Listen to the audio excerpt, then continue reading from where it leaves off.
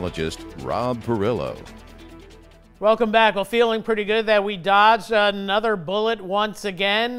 Very close call when we were looking at a tropical storm, maybe even a hurricane just a few days ago, and the lines kept on coming through Acadiana. Well, the GFS model did a better job than the European this time around. That's why we have to evaluate each and every model. More on that in just a bit. We have the short-term models tonight, which we're much more confident about as we move forward. And it's all been pretty much set up by all that dry air that came into the system, sealed this system off, kept it from developing further, more than a 50-mile-an-hour tropical storm, and that was good for us. But with that being said, it was kind of like a tropical hybrid, which are harder to forecast than, say, traditional tropical systems, and it wasn't quite what we call a synoptic system. So getting that track was difficult, especially when it was hung up down by the Yucatan. But still delivering on the business side of this. It's on the northern and eastern portion of the semicircle of this storm, but fortunately, this is moving northward, so we're not going to see too much of the northern part or the northwestern part. More on that in just a bit. Flood watches well to the north in anticipation all the way up through Missouri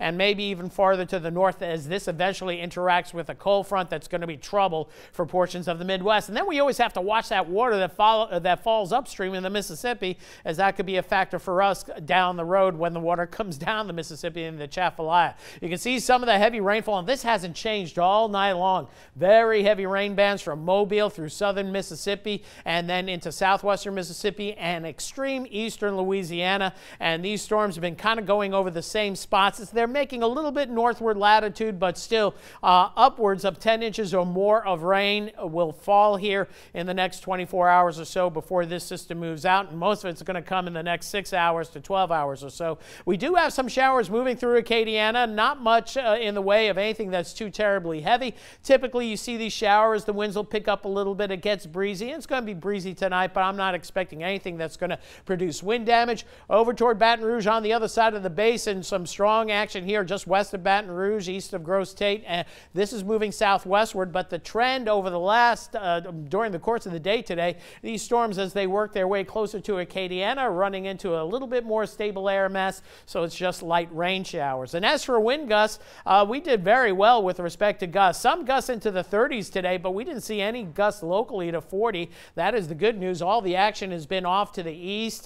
Viosca Knoll still showing 47-mile-an-hour winds. This was in the 50s all day long, so you can see where those strongest winds are, and that's piling the water up. That's why there was a 3 to 5 foot surge off to the east. Now, our water will be coming in with time. We'll talk more about that in a second. So here's the satellite imagery reflecting pretty good convection around the north and east of the center of this circulation. So this is going to hold together for a while, and it's really going to give Mississippi, eastern Louisiana, northeastern Louisiana pounding as it moves to the, now it's moving to the north-northwest, kind of meandering around. I think the center made landfall closer to here, but that's between me and the hurricane center. 45-mile-an-hour winds now. Pressure still holding at 993 millibars, so it hasn't weakened a whole lot. The winds have come down. Gusts, you're going to see 60 in these strong convective bands off to the east.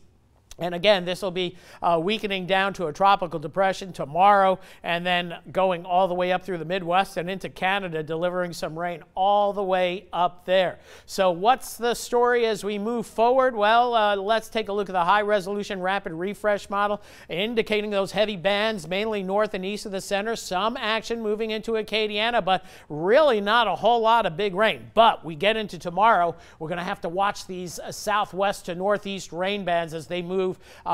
This is going to produce some locally very heavy rainfall in spots southeast Louisiana.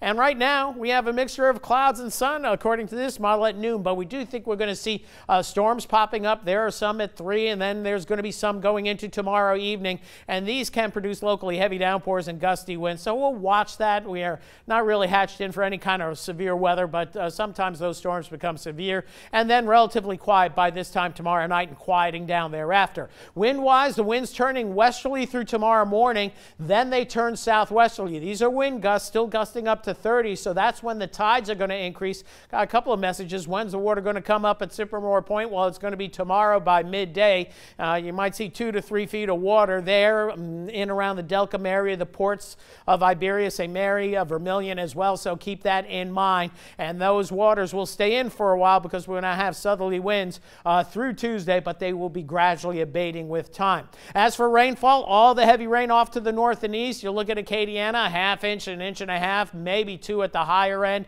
Again, the threat of flooding rains over toward Mississippi. So here's your 24-hour forecast. We got to maintain rain chances for the entire day, 70%, but it's not going to rain 70% of the day. On and off showers across the area, temperatures topping out in the mid-80s. Back to summer on Tuesday, but we have a cool front coming in Tuesday working on that tropical moisture, so there could be a severe weather risk going into Tuesday night, so no rest for the weather weary, but after that, good-looking weather for the rest of the weekend into next weekend. That's it for weather for right now. We'll be right back right after this. Oh,